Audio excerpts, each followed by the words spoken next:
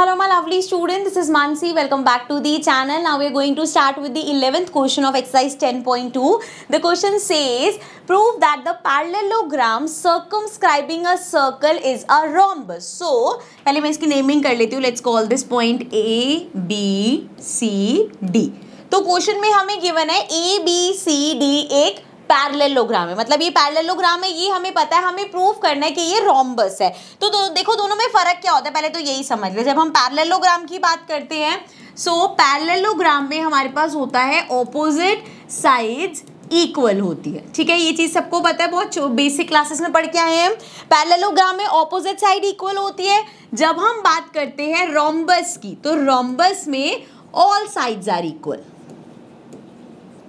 ठीक है, so question में अगर ए बी सी डी एक पैरेललोग्राम है, तो मतलब कि मैं यहाँ पे लिख लेती हूँ ए बी इक्वल होगा सी डी के. A B is equal to C D, ये आपको आगे यूज होगा, इसलिए मैं यहाँ पे पहले ही बता रही हूँ.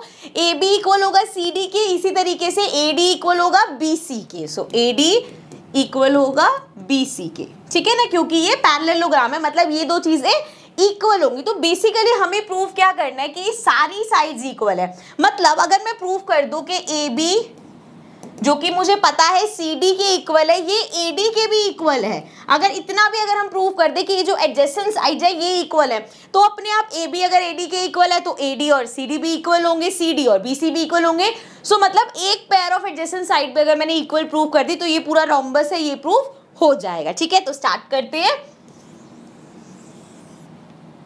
अब देखो स्टार्ट कैसे करेंगे, क्या प्रॉपर्टी यूज करेंगे. अरे यार वो भी रब हो गया, चलो पहले मैं इसको लिख देती हूँ. ए था ना ये, ऑल्सो ये जो पॉइंट पे टच कर रही है इसको भी लिख देते हैं. ये पी पॉइंट पे टच कर रही है, ये क्यू पॉइंट पे, ये आर पे और ये एस पे. ठीक है, प्रॉपर्टी कौन सी यूज करेंगे, क्वेश्चन ऐसा हम पहले भी करके आए हैं. थ्योरम 10.2 जो है, जिसमें कि अगर देखो ए एक्सटर्नल पॉइंट है तो ए पी और ए एस आपस में इक्वल होंगे, क्योंकि सेम पॉइंट से दो टेंजेंट्स हैं. सिमिलरली एस जी और आर डी इक्वल होंगे, अगेन एक पॉइंट से दो टेंजेंट. इसी तरीके से आर सी सी क्यू के इक्वल होगा और पी बी बी क्यू के इक्वल होगा. और उस क्वेश्चन में मैंने आपको बताया था कि जब आप इस चीज को लिखोगे तो मेक श्योर करोगे, अगर आप लिख रहे हो ए सी इक्वल है पी ए के, तो या तो पी ए के नीचे पी बी लिखोगे या ए एस के नीचे एस डी लिखोगे. ये पैटर्न फॉलो करते हुए जाओगे ताकि जब हम आगे इसको प्लस करें तो कंफ्यूजन या कोई गलती ना हो. चलो बहुत सारा ओरली समझा दिया मैंने, अब आ जाते हैं अपने क्वेश्चन पे. Let's change the colour. हाँ जी, सो अब स्टार्ट कर रहे हैं हम.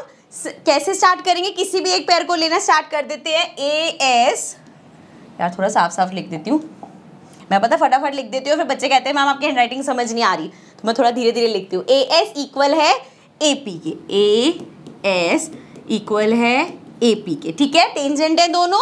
इसी तरीके से अब ए पी के साथ मैं पी बी ले रही हूँ, तो ए पी के नीचे मैं लिख रही हूँ पी बी. पी बी किसके इक्वल है, पी बी इक्वल है बी क्यू के. सो ये इक्वल है बी क्यू के. अब अगर इधर बी क्यू है तो बी क्यू के साथ सी क्यू होना चाहिए, या क्यू सी लिख सकते हैं उसको, तो इसके नीचे मैंने क्यू सी लिख दिया. ये क्यों करते हैं, क्योंकि आगे देखो बी क्यू और क्यू सी प्लस करोगे तो वो मिलके बी सी बनाएंगे. ठीक है ना. सो अब ये आगे क्यू सी किसके इक्वल है, सी आर के. इसी तरीके से सी आर के नीचे हमें क्या लेना है, आर डी. अगर ये चीज समझ आ गई ना तो इस टाइप के क्वेश्चन कभी भी गलत नहीं होंगे. अब आर डी किसके इक्वल है, एस टी के. और ये सारे हम इक्वल इक्वल कैसे बोल रहे हैं, थ्योरम 10.2. ठीक है, पूरा लिख देना. टेंजेंट्स सेम पॉइंट से जब होते हैं तो उनकी लेंथ इक्वल होती है. ठीक है, चलो यहाँ तक ये हमें मिल गया. अब हम क्या करेंगे, सिंपली इन सबको ऐड कर देंगे. सो यहाँ पे इसको नाम भी दे देते, चलो समझ लेना. चलो ये हो गया 1, ये हो गया 2, ये हो गया 3 और ये हो गया 4. ठीक है, नाउ एडिंग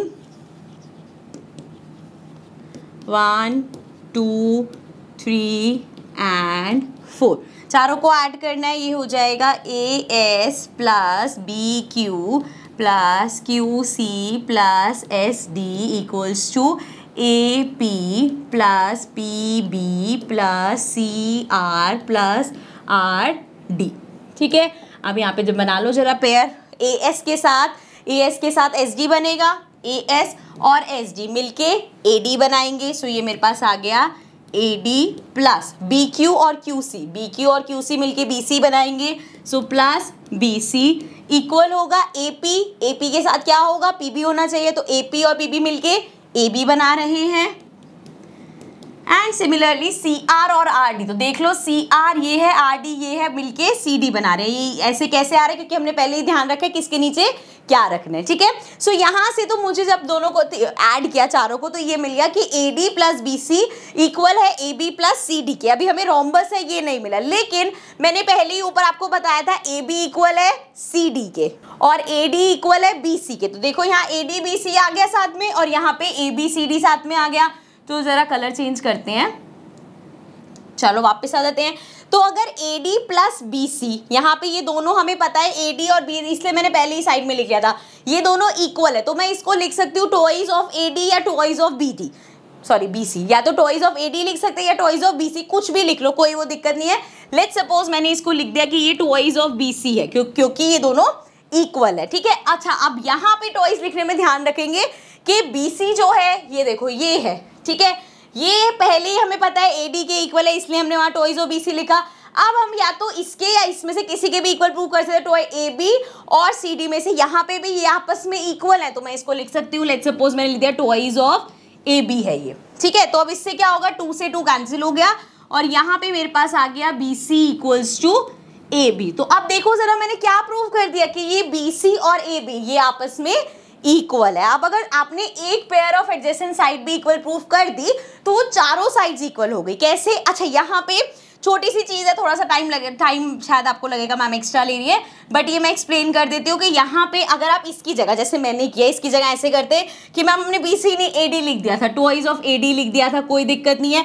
और अगर यहाँ पे टॉइज ऑफ AB भी लिखा है तब भी कोई दिक्कत नहीं है, 2 से 2 कैंसिल हो गया, AD इक्वल्स टू AB आ गया, तब भी आपके पास यहाँ पे AD और AB आया, अगेन एडजेसेंट साइड है। तो ऐसा कुछ नहीं है कि मैंने BC और AB लिखा है तो आपको भी सेम लिखना है, आप कुछ भी लिखोगे वो आ जाएगा, कोई भी एक पेयर ऑफ एडजेसेंट साइड आपकी आ जाएगी, ठीक है। चलो, अब जब मैं कह रही हूँ कि भाई ये एडजेसेंट साइड इक्वल है, तो देखो हमने यहाँ प्रूव कर दिया कि AB इक्वल है, क्या था, AB BC के इक्वल है, ठीक है। पहले ही हमें पता है BC AD के इक्वल है और हमारा AD BC के इक्वल है और हमारा AB CD के इक्वल है, तो अपने आप ही चारों साइड्स आपस में इक्वल होगी। मतलब ये आप सिंपल यहाँ आप इसके बाद भी, एक प्रूफ करने के बाद भी लिख सकते हो, अगर एक पैरेललोग्राम में 2 साइड्स हमारी एडजेसेंट साइड इक्वल हो गई तो हम कह सकते हैं all the sides are equal, and since all the sides are equal so it is a rhombus, ठीक है। यही हमें क्वेश्चन में प्रूफ करना था कि ये रोम्बस है, वो हमने प्रूफ कर दिया। ओके जी, सो ये था हमारा 11th question of exercise 10.2. Now will move to the next question, but in the next video, so I will see you all, but before that if you haven't subscribe the channel, please make sure to subscribe the channel. Bye bye for now.